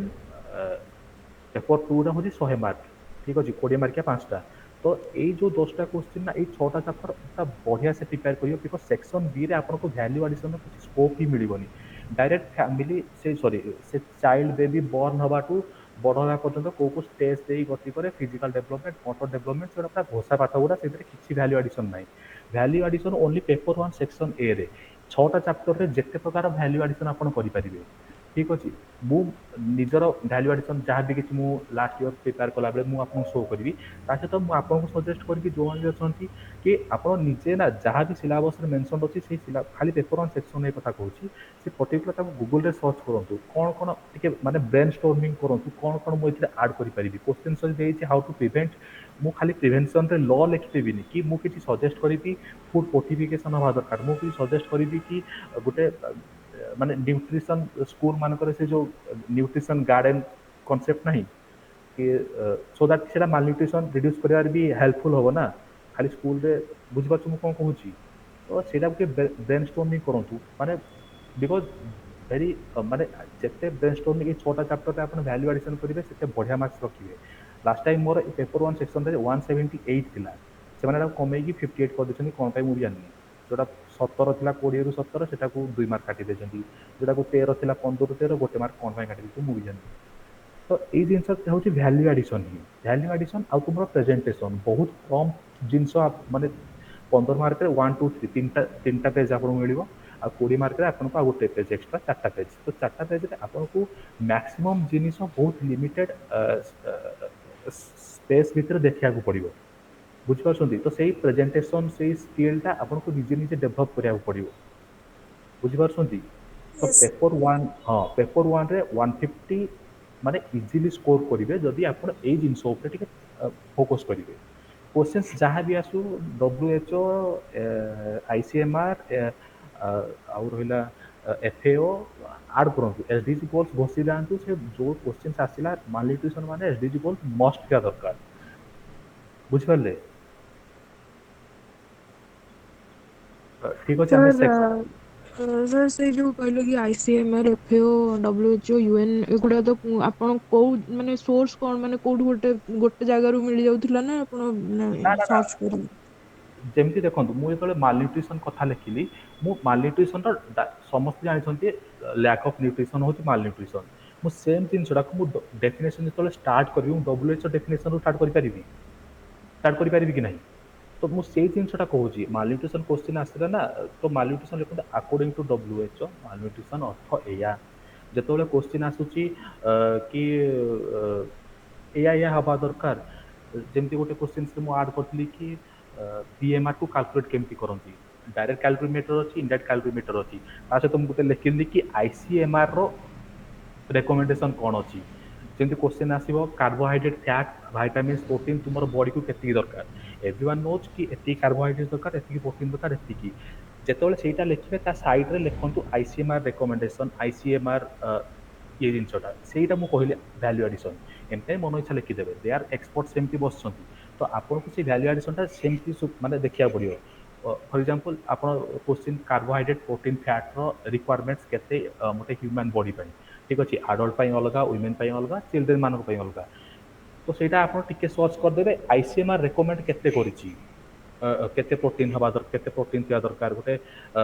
आडल्ट को आम नॉर्मल लिखिदेवे एतिकी प्रोटीन दरकार जदि 60 केजी वेट अच्छे जड़े मनीषर तो 60 ग्राम प्रोटीन एवरीडे दरकार एमती नॉर्मल लिखिपारे नो डाउट बट मुझे लिखी प्रोटीन जड़े 3टा लिखिदेवी गोटे मेन के आडल्ट के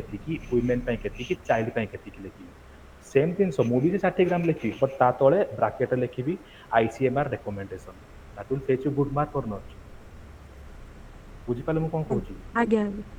हाँ से जिनसा आप आंसर जहाँ भी लिखे तो टे माने सर्च करूँ जितकीटा अच्छे मेंशन सिलेबस रे ताको सर्च करूँ किसी ना किसी आपंकर पाइबे तो यही जिनसा जब आप आड कर आंसर रे डेफिनेटली विल गेट 150 160 प्लस पक्का बिकज यही 6टा चैप्टर ना मुझे कहली ये जो 5टा 6टा चैप्टर रे एथिरे आपन maximum scope for value addition रही जेते प्रकार वैल्यू एडिशन जेते प्रकार करंट अफेयर्स ठीक अच्छे क्वेश्चन समस्त देख क्लासिफिकेशन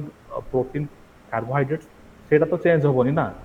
बट मुझे सोर्सेस किंबा तार फंक्शन रे किसी चेंजेस करि परिबी मुझे लिखी नुआ नुआ सोर्स कौन नुआ को फूड रे कार्बोहाइड्रेट प्रोटीन मिलूची नुआ प्रोटीन रो फंक्शंस कौन देखो फॉर एग्जांपल ये गोटे फूड स्पॉइलेज क्वेश्चन अछि 2-3 days बैक से इनसर्ट्स अच्छी मोबाइल इनसर्ट्स न्यूज अच्छी से आसला फूड स्पॉइलेज जानते समस्ते केमी food spoilage normal food spoilage तुम्हें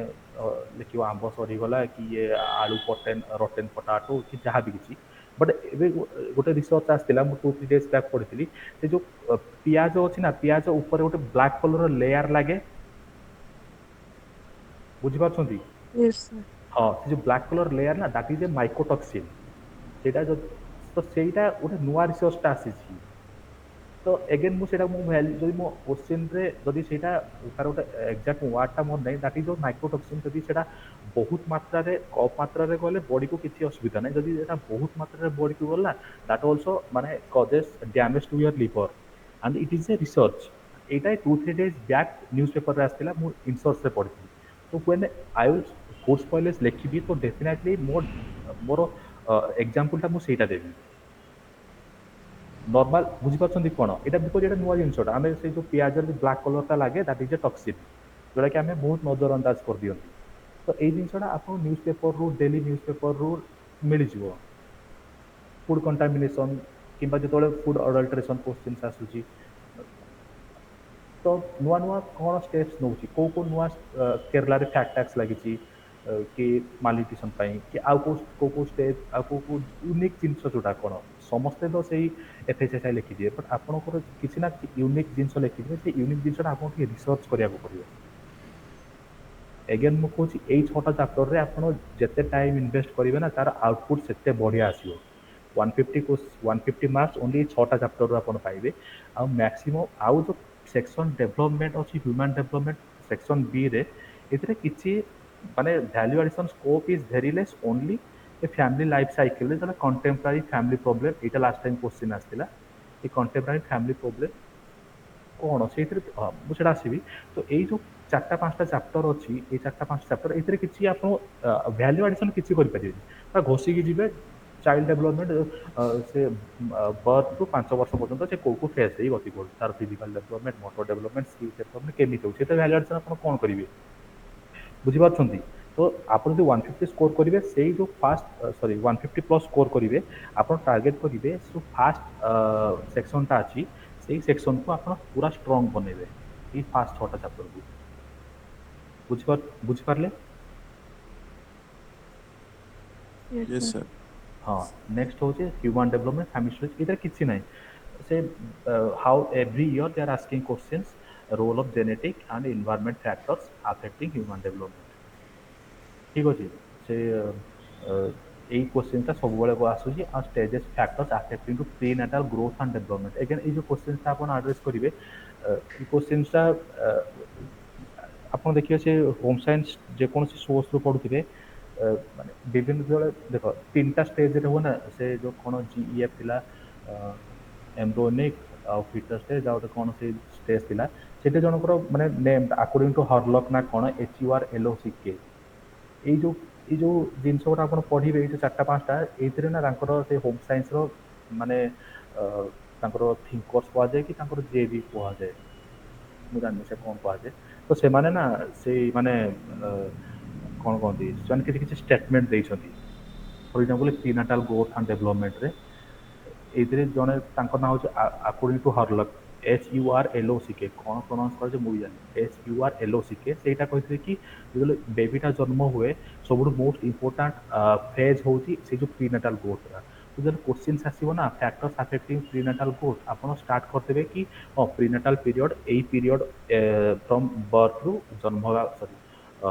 फ्रॉम कनसेप्शन टू बर्थ हवा पर्यंत सेटा हूँ प्रीनाटाल ग्रोथ ठीक अच्छे सेटा लिखिदेवे कि prenatal growth refers to from conception to birth तापर सेकेंड स्टेटमेंट जदि मु लिखी अकॉर्डिंग टू हरलॉक HURLOCK तांकर से होम साइंस से किए मु जानी तांकर से जने किए से इंटेलेक्चुअल थिबे मु से बही माने माने देखिथिली तांको कहवा अनुसार कि this phase is the most important phase in the human development बस मु आंसर जदि ए पॉइंटा लिखिकी ମାନେ କ'ଣ ଅଣ୍ଡରଲାଇନ୍ କରିଦେବି that will fetch you good mark. ଏଇ ଜିନିଷଟା ଆପଣଙ୍କୁ ଟିକେ ପଢ଼ିବାକୁ ମାନେ ସେଇ ବୁକ୍ସ ଅଛି କ'ଣ ସେ ବୁକ୍ସ ନା ଫ୍ୟାମିଲି ଷ୍ଟଡିଜ୍ ନା କ'ଣ ସେମିତି ଥିଲା, ମାନେ ସେଇଟା ମୁଁ କଲେକ୍ଟ କରିଥିଲି ଜଣେ ମ୍ୟାମ୍ଙ୍କଠୁ ଆର୍ ଡି କଲେଜରେ ଥିଲେ ସେ, ତ ସେଇ ଟାଇମ୍ରେ ମୁଁ ତାଙ୍କଠୁ କଲେକ୍ଟ କରିଥିଲି, ମାନେ ଯେଉଁଟା ହୋମ୍ ସାଇନ୍ସର ଅରିଜିନାଲ୍ ଟେକ୍ସଟ ବୁକ୍ସ ଯେଉଁଟା। ତ ଏଇ ବୁଝିପାରିଲେ, ତ ଏଇ ଜିନିଷଟା environment genetic and environment factor every year they are asking the questions 15 mark 20 mark এটা পুরো ঘষিকি পড়াইবে এই ফ্যাক্টরটা। দেন এগেন ফ্যাক্টরস କୋଉ କୋଉ factors affect children growth and development. Then ଏଇ ଯେଉଁ ଡେଭଲପମେଣ୍ଟ ଅଫ୍ ଚିଲ୍ଡ୍ରେନ୍, ତାପରେ ବେବି ବର୍ନ ହେବାଠୁ 5 ବର୍ଷ ପର୍ଯ୍ୟନ୍ତ ଫିଜିକାଲ୍ ଡେଭଲପମେଣ୍ଟ କେମିତି ହେବ, ମୋଟର ଡେଭଲପମେଣ୍ଟ କେମିତି ହେବ, ଇଣ୍ଟେଲେକ୍ଚୁଆଲ୍ ଡେଭଲପମେଣ୍ଟ ଆଉ ସ୍ପିଚ୍ ଡେଭଲପମେଣ୍ଟ, ସୋସିଆଲ୍ ଡେଭଲପମେଣ୍ଟ, ଏଥିରେ କିଛି ନାହିଁ, ବସ୍ ଯେକୌଣସି ମ୍ୟାଟେରିଆଲ୍ ଆପଣ ଘଷିକି ପଳେଇବେ। ହଁ, ଏଇ ଜିନିଷଟା ଅଛି କି personality development, role of family, school, community, mass media, ଏଇ ଜିନିଷରେ ଆପଣ ଟିକେ ଭ୍ୟାଲ୍ୟୁ ଆଡ଼ିସନ୍ର ସ୍କୋପ୍ ରହିଛି। କ'ଣ ସ୍କୋପ୍ ରହିଛି? ଯେତେବେଳେ ରୋଲ୍ ଅଫ୍ ଫ୍ୟାମିଲି ଲେଖୁଛନ୍ତି, ରୋଲ୍ ଅଫ୍ ସ୍କୁଲ୍ ଲେଖୁଛନ୍ତି, ରୋଲ୍ ଅଫ୍ କମ୍ୟୁନିଟି ଲେଖୁଛନ୍ତି, ଯେତେବେଳେ କୋଶ୍ଚିନ୍ସ ଯଦି ଆସୁଛି, ତ ଏଇ କୋଶ୍ଚିନ୍ ଆମେ ଯେତେବେଳେ ଏଇ ଜିନିଷଟା ଆପଣଙ୍କର ଏଥିକ୍ସରେ ଅଛି, ତ first chapter human and interface ଅଛି ନା, ରୋଲ୍ ଅଫ୍ ଫ୍ୟାମିଲି କେମିତି ସେ ହ୍ୟୁମାନ୍ ମାନେ ଏଥିକ୍ସ ଇନକଲକେଟ୍ କରିବାରେ ସାହାଯ୍ୟ କରେ। ତ ସେଇଥିରୁ କିଛି କିଛି କୋଟ୍ସ ମୁଁ ମୋ ନିଜର ନୋଟ୍ରେ ଆଡ଼୍ କରିଥିଲି। ଠିକ୍ ଅଛି, କି ଫ୍ୟାମିଲି, କି ଯେମିତି ଡକ୍ଟର ଏପିଜେ ଅବଦୁଲ କଲାମ କହିଥିଲେ କି father mother and teacher they are the most important कि माने भैल्यू इनकलकेट करने तो तो यही जिन ना जब क्वेश्चन आसे फैमिली स्कूल सेमती गोटे स्कूल रोल कौन, जन टीचर रोल कौन, ठीक अच्छे स्कूल तुमको कौन कौन शिखाऊँ माने से डेवलपमेंट करोची पर्सनालिटी डेवलपमेंट केमी हेल्प करुँची। तो ये किसी कोर्स जोटा पढ़ी एथिक्स से वैल्यू एडिशन भाव में मो नोट्स आड करी family school community and mass media. ठीक अच्छे, ये तुम्हें से कोर्सटा टे आड करने ट्राए कर। नेक्स्ट हूँ exceptional children, every year they are asking the questions for exceptional children,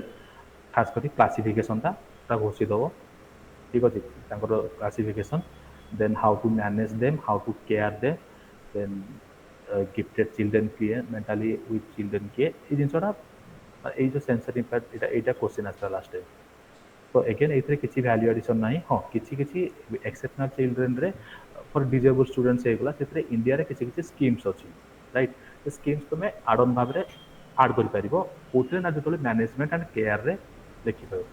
how to manage the exceptional children, right. Next हूँ एडोलसेंस डेवलपमेंट, एगेन यहाँ रोचे टिके यहाँ माने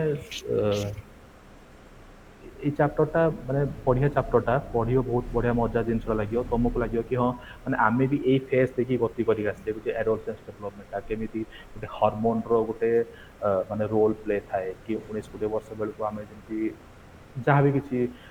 माने चेंजेस आम भर आसे। ये चैप्टरटा बढ़िया चैप्टरटा एडोलसेंस डेवलपमेंट। ये चैप्टरटा पढ़ला बेलू एगेन मो निज नोट्स शेयर करदेवी मुझे से स्टैंडर्ड बुक्स नोट्स लिखी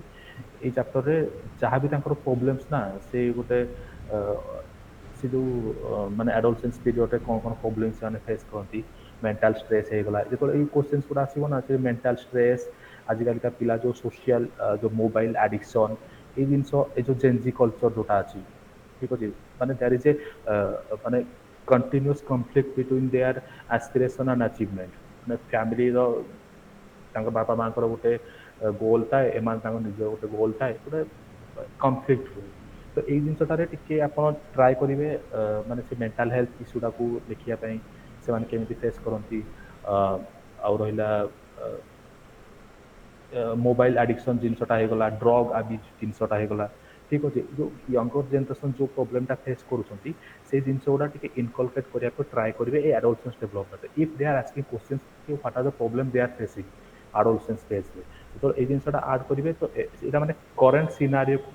को माने कनेक्ट करेंगे, करेन्ट रे से कौन कौन फेस कर बुझिपारे। नेक्स्ट हूँ देखें एगेन फैमिली लाइफ साइकिल, ए तो एवरी ईयर यहाँ सिग्निफिकेंस एंड स्टेजेस 8टा ना केतरा स्टेजेस अच्छी गोटे माने फैमिली लाइफ साइकिल रे फास्ट माने कपल था मैरिड कपल था, देन से मैरिड कपल बेलू से कौन कौन डेवलपमेंटल टैक्स थाए, ठीक अच्छे। देन तापरे children, then school going children, then adolescence, then college going children, then empty nest, then retirement, एमती 8टा अच्छी टास्क माने स्टेज अच्छी प्रतिटा स्टेजेस रो डेवलपमेंटल टास्क 3-4टा पॉइंट एटा टी प्रैक्टिस कर देबे every year they are asking questions from this stages and developmental task and problems associated पूरा सिंपल। हाँ आउ गोटे जिन हूँ जो कंटेम्परारी फैमिली प्रोब्लेम या पूर्व थर पड़ता 2023 डायरेक्ट क्वेश्चन आसाला contemporary family problem a family is facing nowadays ठीक अच्छे। तो यही क्वेश्चन जो आप आड्रेस करेंगे ट्राए करेंगे करेन्ट अफेयर सहित लिंक करने फॉर एग्जांपल मैरिटल प्रॉब्लम होगा divorce rate in India increasing मतलब हाई रोचे तो जो ये क्वेश्चन आप लिखुं ये टी आप स्कोप रही वैल्यू एडिशन करने current affairs for example divorce rate तो से आप NCRB report national crime record bureau किसी रिपोर्ट्स सब्सटांशिएट करने डाटा किसी आड करेंगे एगेन फाइनेंशियल प्रॉब्लम होगा कि जहाँ भी किसी जो कंटेम्परारी फैमिली प्रॉब्लम होगा से आड करेंगे कि जहाँ भी किसी प्रॉब्लम से फेस करूँ सब्सटांशिएट करेंगे by giving data from the NCRB कि डाउरी प्रॉब्लम होगा तो से डाउरी प्रॉब्लम लिखले जहाँ दुईटा लाइन लिखले कि एनसीआरबी रिपोर्ट अनुसार कि इंडिया डाउरी प्रॉब्लम एया कि एया जहाँ भी तो यही जो पार्टा अच्छी कंटेम्परारी फैमिली प्रॉब्लम ये ट्राए करेंगे टिके सर्च करेंगे गूगल रे कंटेम्परारी फैमिली प्रॉब्लम कौन चलती जहाँ भी 8-10टा पॉइंट पूरा रेडी करते 20 मार्क क्वेश्चन आसो मैंने मिनिमम 8-10टा पॉइंट लिखे 8-10टा पॉइंट प्रतिटा पॉइंट को सब्सटांशिएट करेंगे विथ रिलेवेंट डाटा ठीक अच्छे देन यही एक्सीडेंट्स डाउरी डिवोर्स ये ओल्ड एज क्वेश्चन थे आसाला ये ओल्ड एज क्वेश्चन एगेन आम इंडियन जीएस 2 रे सोशल जस्टिस पार्ट रे प्रिपेयर करुचे ओल्ड एज कौन कौन प्रॉब्लम होची आउ सॉल्यूशन कौन इंडिया रे कौन कौन स्कीम्स वगैरह अच्छी ठीक अच्छे एगेन ये जो लिखे आप वैल्यू एडिशन भाव में सेंसस डाटा दे पारे 2011 सेंसस अनुसार कि एनएफएचएस रिपोर्ट अनुसार 80% ओल्ड एज अच्छा एल्डरली पीपुल अच्छा गवर्नमेंट कौन कौन स्टेप्स नहीं तो ये जो आप मन रखिए जो कौन गोटे सल्यूसन आप स्कीम्स वगैरह लिखुं इंडिया कौन कौन स्टेप्स नहीं जेहेतु आम ओएस एग्जाम दौचे ओडिशा एग्जाम ट्राए करिए ओडिशार कौन कौन स्टेप्स अच्छी ओडिशार कौन कौन स्कीम्स अच्छी ताकू माने ऐड करने तो जिते बड़े मुझे जहाँ भी कहली तो आप वैल्यू एडिशन स्कोप रोचे ना आप ओडिशा रिलेटेड कौन for example mall nutrition Odisha is one of the माने स्टेट कि जी मिलेट्स को प्रमोट करुच्ची माल न्यूट्रिशन को आड्रेस करने राइट तो सेमती ओल्ड एज होगला कि डाउरी होगला कि एम्प्लॉयमेंट प्रॉब्लम कंटेम्परारी फैमिली प्रॉब्लम जो यार आंसर्स लिखुं स्कीम्स वगैरह तो से ट्राए करेंगे ओडिशार स्कीम्स को आड करने ठीक अच्छे तो यहाँ होगा पेपर 1 किसी प्रॉब्लम अच्छी पेपर 1 रे section Y section B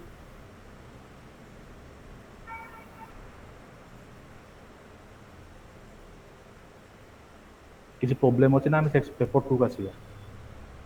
sir last year गोटे क्वेश्चन पड़ता व्हाट इज डायटिक्स माने सेटा तो डायरेक्ट क्वेश्चन होनी सेमिदिया क्वेश्चन को केमती आपण एड्रेस करथिले हाँ सेमती डायटिक्स देव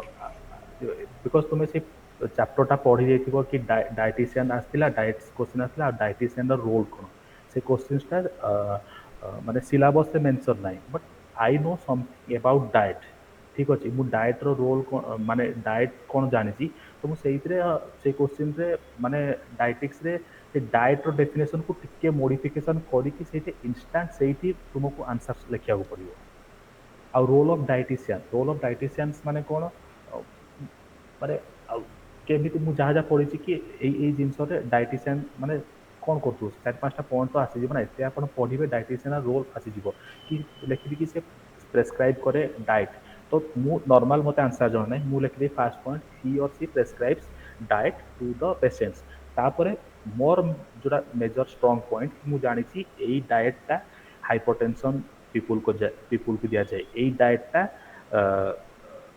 डायबिटीज पीपुल को डायबिटीज पेशेंट को दि जाए तो से मुझे एग्जाम्पल रे सेटा को बेसी टिके माने ताको अंडरलाइन करदेवी कि no sugar diet no added sugar diet no salt diet को एमती एगेन से कौन बुझीपार ना डायटिशियन कौन करें से प्रेस्क्राइब कर डायटिशियन को देन से हेल्प कर गवर्नमेंट को न्यूट्रिशन को प्रमोट कर हेल्प कर सब जिनसा हठात से मन पड़ो बुझीपार आज्ञा हाँ जो नॉर्मल भावुन जो डायटिशियन हिसाब से मोर रोल कौन मु माने भाविदेव सागे सागे मन पड़ो मत मत भी से आंसर जଣା ना बट मुझे क्वेश्चनटा लिखी मुझे देखीदेवी से क्वेश्चनटा लिखी बोधे मु डायटिशियन हम जानी जन डायटिशियन प्रेस्क्राइब कर न्यूट्रिशन फास्ट से सेकेंड हूँ से न्यूट्रिशनल अवेयरनेस माने जागृत कर लोक मान भर न्यूट्रिशनल अवेयरनेस এটা করে কি না ମୁଁ ଜାଣିନି সেটা ସମସ୍ତେ ସେୟା କରନ୍ତି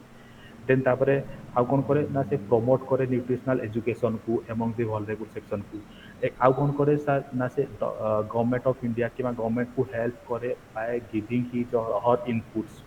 तो ऑटोमेटिक आपण एते सारा जिनस पढ़ी ना ये जिनस सब मन पड़ बुझी पारलो आज्ञा हाँ तो जो गोटे एग्जाम अवेयरनेस रही था दरकार आम सिलेबस प्रिपेयर होगी जाऊे ठीक अच्छे क्वेश्चंस डायरेक्ट बेले बेले न आसी एबे तो क्वेश्चंस बहुत डायनामिक हो गलानी एबे क्वेश्चंस माने डायरेक्ट बहुत कम आसी बट आम जब निजर एग्जाम अवेयरनेस लगेबा ना से एड्रेस करदे से क्वेश्चन गुड़ा बुझिपार माने जेनेरिक आंसरटा को मु जानी किसी किसी एग्जांपल्स ताकू सब्सटेंशिएट करिया पे एग्जांपल्स डाटा गुड़ा ऐड करदेबी बुझिपारले आज्ञा सर जो क्वेश्चन गुड़ाक कंटेंट नथियो जेमति कि मील रो प्रोटीन लिपिड कंटेंट हेगला कि विटामिन B3 नियासिन रो कंटेंट तो बेसी नाही ताको 15 मार्क पे केमति कि लिखा हो जो देखो सेटा मोर एक्सपीरियंस भी जदि आपन गोटे कंटेंट ना ना ये देखो जो गुड़ा एक्सटेंशन एजुकेशन हो गला किंबा ऑडियो विजुअल एड्स हो गला कंटेंट नथिले आपन लिखिदेबे मालन्यूट्रिशन आपन जदि जहाँ प्रिपेयर नथिले आपन लिखिदेबे बट विटामिन B3 नियासिन हो गला किंबा लिपिड कंटेंट ऑफ मिल्क नथिला जदि आपन एड्रेस न करूछंती जदि आपन प्रॉपर जाना नाही ना बिकॉज़ दीज आर टेक्निकल जिनसोडा आपन नॉर्मल जिन आंसर लिखिक आसी परिबेनी जदि आपन नो आसु देन माय बेटर सजेस्ट करी माने स्किप करेंगे आप नेक्स्ट क्वेश्चन देखिए आप नॉर्मल मिल्क लेखिक आसवे कैसीन फैसीन बिकज से एक्सपर्ट्स से जीएस टीचर नुहति से होम साइंस एक्सपर्ट्स बसते आप आड्रेस करेंगे बट आप लिखि न मिल्क विषय समस्त को 15 मार्क लिखिदेवे बट तार लिपिड कंटेंट आउ ये कंटेंटा माने निहाती दरकार से आप न लिखुवे ना तो मु my suggestion would be leave those माने से टेक्निकल क्वेश्चंस गुड़ा अन्य क्वेश्चन को लॉग इन कर दियो पीसी टाको अदरवाइज आम नेक्स्ट घंटे पर है जदि हम न नेक्स्ट जोटे क्लास सेक्शन बी बा जोटे पेपर बी नेक्स्ट क्लास को रखुछु ओ ठीक अछि ना कोन जदि एबे आउ कार किछि प्रॉब्लम सर केते समय हेलानी सर पक्का घंटे 10 मिनिट आउ कार किछि प्रॉब्लम अछि पेपर 1 को पेपर 2 पाई मु आउ थरे आसी जिबी ठीक है सर आज्ञा सर वैल्यू एडिशन और थ्योरी माने केते कोन प्रोपोर्शन में रखबो माने बेसी जीएस टाइप रो लागबोनी माने देखंतु ए जो क्वेश्चंस गुड़ा ना माने देखंतु सोशियोलॉजी गला पीएसआई गरा तांको क्वेश्चंस तांकर थ्योरी तांकर सब्जेक्ट रे थिंकर्स बहुत अछंती आपण पीएसआर प्लाटो अरिस्टोटल माकियावेली सॉक्रेटिस ए सब जिंस तांकर आईआर क्वेश्चंस एड्रेस करिए माने आपण को थिंकर पार्ट लिखा पड़ो कि इंडिया यूएस रिलेशनशिप जन for example India US relationship जने जनरल पीपल आंसर लिखिबो जने पीएसआर आंसर लिखिबा डिफरेंट पीएसआर आपण तो इंडिया यूएस रिलेशनशिप लिखिबे आपण को थिंकर रो माने एग्जांपल दबा को पड़ो ए थिंकर एया कहितला ए थिंकर एया कहितला सेही जिंसटा होम साइंस रे बहुत ही कम से जिनसटा क्वेश्चन जिते बड़े आप पेपर 2 रे ये जो एक्सटेंशन एजुकेशन पढ़े ना एक्सटेंशन एजुकेशन क्वेश्चन आड्रेस कला को 4-5 जन थिंकर्स आसवे जोटा कि must you have to write जोटा को आसबि पर बट तो यही पार्ट रे ना यही पार्ट रे आप थिंकर्स माने कहीं भी नहांती तो यही पार्ट रे आपन को प्रेजेंटेशनटा ही बंचई पारिबो बिकज जहाँ भी क्वेश्चंस पचारू दैट भेरी जेनेरिक क्वेश्चंस तो आपन केमती प्रेजेंटेशन करेबे सेटा most important presentation plus value addition मुझे कहूँ that is your technical terms जो प्रोटीन कार्बोहाइड्रेट फैट्स प्रोटीन किंबा ए मेटाबॉलिज्म लिखुंट you have to write some technical terms otherwise that is माने it will be generic answer तो ये आपंकर थिंकर पार्ट कहीं ना तो ये जिन गुड़ाक आप प्रेजेंटेशन स्किलटा ही बेसी माने हेल्पफुल रहिबो presentation skill plus answer technical words जेतिकटा पॉइंट्स मु कहली समस्त को जना अछि फैट प्रोटीन କ'ଣ କେମିତି କାମ କରେ ପ୍ରୋଟିନ୍ ବଟ୍ ଏଇ ଜିନିଷଟା ହେଉଛି କି ମାନେ ଟିକେ ଟେକ୍ନିକାଲ ଜିନିଷ ସବୁଥିରେ ଅଛି ତ ସେଇଟାକୁ ମାନେ ମାଇଣ୍ଡରେ ରଖିବେ ଯେତେବେଳେ ଆନ୍ସର୍ସ ଲେଖୁଥିବେ। ମୁଁ ମୋର ପ୍ରିଭିୟସ୍ ଇୟର ଆନ୍ସର୍ସ କପି ନେକ୍ସଟ ସେସନରେ ଦେଖେଇବି। ପ୍ରେଜେଣ୍ଟେସନ୍ ସ୍କିଲ୍ଟା ଆପଣ ବ୍ରେନ୍ ଷ୍ଟୋର୍ମିଂରେ ଆସିଯିବ ଠିକ୍ ଅଛି କେମିତି ମାନେ ପ୍ରେଜେଣ୍ଟେସନ୍ କରେଇବେ ସବୁ ଜିନିଷ ଗୁଡ଼ା। ନେକ୍ସଟ ହଁ ନିରଞ୍ଜନ ସାର୍ ଆମେ ହଁ ହଁ ଆଜି ପାଇଁ ଏତିକି ରଖନ୍ତୁ ସାର୍ ନେକ୍ସଟ ଦେଖନ୍ତୁ କ୍ଲାସରେ ମ୍ୟାମ୍ ଟିକେ ଫର୍ ଏକ୍ଜାମ୍ପଲ୍ ଟେକ୍ସଟାଇଲ୍ ଫାଇବରଟା ମୁଁ ଜାଣିଛି କ'ଣ ଏଥିରେ ଭ୍ୟାଲ୍ୟୁ ଆଡିସନ୍ ବଟ୍ ମୁଁ ପ୍ରେଜେଣ୍ଟେସନ୍ କରିଦେବି କି natural something man made something କି ନ୍ୟାଚୁରାଲ୍ ଭେଜିଟେବୁଲ୍ ଅରିଜିନ୍ ଏଇଆ ହେଇଗଲା ଆନିମାଲ୍ ଅରିଜିନ୍ ଏଇଆ ହେଇଗଲା ସିନ୍ଥେଟିକ୍ ଆଣ୍ଡ ରିଜେନେରେଟେଡ୍ ତ ବୁଝିପାରୁଛନ୍ତି ଏଇ ପ୍ରେଜେଣ୍ଟେସନ୍ଟାକୁ ହିଁ ମାନେ ବେଶୀ ଟିକେ ଆପଣଙ୍କୁ ଉପରେ ବେଶୀ ଫୋକସ୍ କରିପାରିବ ବିକଜ୍ ଏଇ ଜିନିଷରେ ଭ୍ୟାଲ୍ୟୁ ଆଡିସନ୍ ମାନେ ଆପଣଙ୍କୁ କେମିତି କ'ଣ ପ୍ରେଜେଣ୍ଟ କରୁଛନ୍ତି କ୍ୱେଶ୍ଚନ୍ସକୁ ଆଡ୍ରେସ୍ କରୁଛନ୍ତି ସେଇଟା ହିଁ ବେଶୀ ଇମ୍ପୋର୍ଟାଣ୍ଟ। ଯେମିତିକି